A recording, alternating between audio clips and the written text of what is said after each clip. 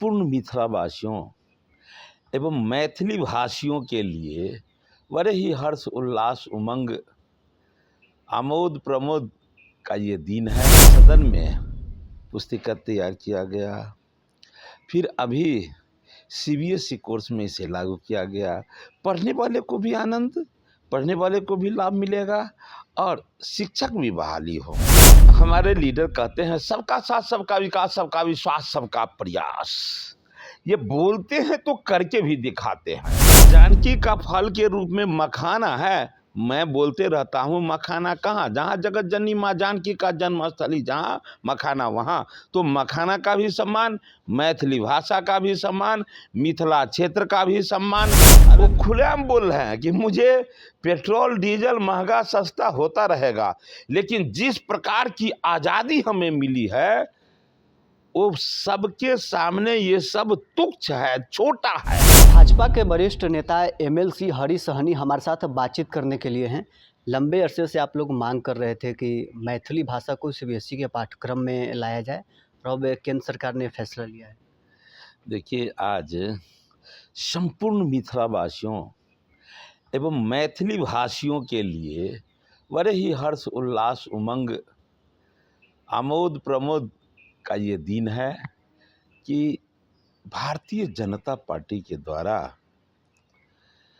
समय समय पर जितना सम्मान दिया गया है, अष्टम सूची में लागू होना, फिर अभी वर्तमान कुछ दिन पहले जो मैथिली में जिस प्रकार से सदन में पुस्तिका तैयार किया गया, फिर अभी सीबीएसई कोर्स में इसे लागू किया गया।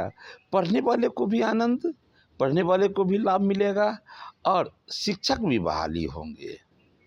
तो ये निश्चित रूप से बड़े ही हर्ष का विषय संपूर्ण मिथिलावासी और मैथिली भाषियों के तरफ से जगत जननी माँ जानकी की मुँह बोली भाषा मैथिली को ये सम्मान देने के लिए पूरे मिथिलावासी की ओर से दुनिया के सबसे लोकप्रिय नेता, गरीबों के मसीहा, भारत के यशस्वी प्रधानमंत्री युग पुरुष नरेंद्र भाई मोदी जी को, भारत सरकार के शिक्षा मंत्री आदरणीय धर्मेंद्र प्रधान जी को, जयंत राज जी जो शिक्षा राज्य मंत्री है, और बिहार के मुख्यमंत्री आदरणीय सम्राट चौधरी जी को, और सबसे बड़ा धन्यवाद हम अपने दरभंगा जिला के सांसद आदरणीय गोपाल जी ठाकुर को भी देना चाहेंगे कि वह हरनिश प्रयास करते रहे। आज ये सफलता मिली है।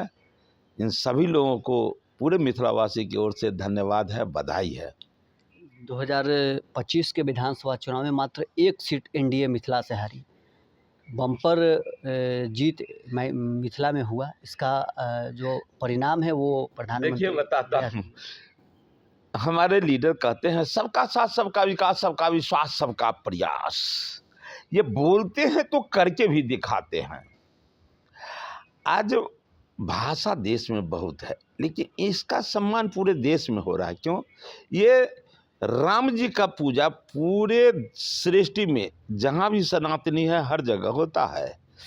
तो वो राम जी का जो पूजा करते हैं माँ जानकी का भी है, ये उनका भाषा है। इन विषयों को भारतीय जनता पार्टी ने परखा, इसीलिए माँ जानकी का फल के रूप में मखाना है। मैं बोलते रहता हूँ मखाना कहाँ, जहाँ जगत जननी माँ जानकी का जन्म स्थली, जहाँ मखाना वहाँ। तो मखाना का भी सम्मान, मैथिली भाषा का भी सम्मान, मिथिला क्षेत्र का भी सम्मान, अलग अलग जिस तरह से एम्स, एयरपोर्ट सब दिए जा रहे हैं, तो निश्चित रूप से सम्मान।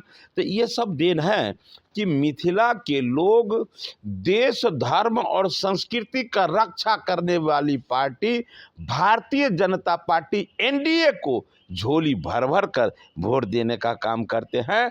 तो हमारे शीर्ष के नेतागण भी मिथिला पर ख्याल रखते हैं, इसके लिए बड़े ही प्रसन्नता का विषय है। पेट्रोल और डीजल की कीमतों में लगातार इजाफा होते जा रहा है। देखिए, आज बंगाल में चुनाव हुआ है। अब इतने दिनों से लोग वहाँ त्रस्त थे, वो खुलेआम बोल रहे हैं कि मुझे पेट्रोल डीजल महंगा सस्ता होता रहेगा, लेकिन जिस प्रकार की आज़ादी हमें मिली है वो सबके सामने ये सब तुच्छ है, छोटा है।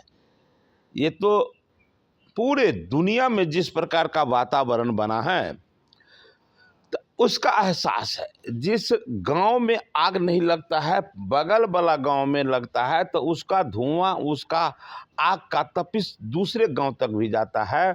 तो जिस प्रकार से अभी युद्ध छिड़ा हुआ है उसका परिणाम है कि किसी एक लीडर, किसी एक क्षेत्र के कारण नहीं है। इस बात को पूरे देश के लोग स्वीकार करते हैं। कौन नहीं स्वीकार करते हैं? जो देश को बदनाम करने में लगे रहते हैं, जो देश की सेना को बदनाम करने में लगे रहते हैं, वो लोग हाय तौबा करते हैं।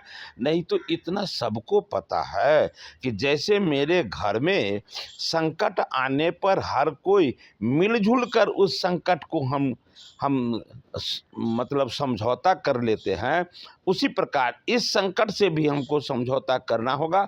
और आने वाले समय में धीरे धीरे ये भी समाप्त हो जाएगा। आंधी आती है लेकिन आंधी परमानेंट नहीं होता है। परमानेंट तो मात्र वायु है और आंधी एक झोंका का नाम होता है। ये झोंका है, फिर सब कुछ सामान्य हो जाएंगे। इतना देश के लोग, जितनी खुशियां एनडीए सरकार में देशवासी को मिला है, ये सब कुछ लोग स्वीकार करेंगे। ईंधन का उपयोग आप कम कर रहे हैं? बिल्कुल, ये कहने की का विषय है क्या? बिल्कुल निश्चित रूप से करता भी हूँ, करूँगा भी। तो चलिए, बीजेपी के वरिष्ठ नेता एमएलसी हरीश सहनी हमारे साथ बातचीत कर रहे थे। तमाम मुद्दों को लेकर बेबाकी से इन्होंने जवाब दिया है। बहरहाल इस खबर में इतना ही। आप बने रहें न्यूज़ एक्सप्रेशन के साथ।